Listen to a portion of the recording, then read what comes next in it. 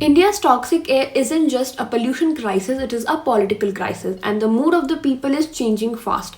Here's what no one is talking about. Today's video is about something deeper than the air pollution. It's about politics, power, and the growing anger of people who are desperate for the clean air. The article argues something powerful. Toxic air is a product of toxic politics. Now, what does that mean? Across the political spectrum, leaders deny how serious the crisis is. When they're not denying it, they distract us. When they are not distracting us, they divide us using identity and vested interest to block the real action. And when everything else fails, they say pollution is the price of development. But here's the truth. Air pollution has never been a strong voting issue in India. Even people who care don't vote on it because political parties rarely talk about it. The problem is trapped in an outdated political cycle. Elites often ignore the problem because they don't suffer as much. But now things are shifting. Delhi's air has become so bad that even the privileged can no longer escape. Public debate is growing louder.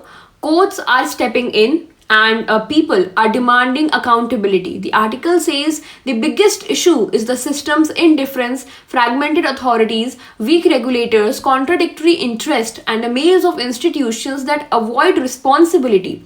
Meanwhile, media distraction, suppression of protest, and branding environmental activism as anti-national have also weakened public pressure. But the mood is changing. The author asks a sharp question: who do you believe, your government, your data, or your lungs? People's anger is no longer passive, they want a political voice. Environmental issues are becoming a central part of India's political story. But here's the challenge: governments respond only when the issue becomes urgent enough and when there is a clear political pressure.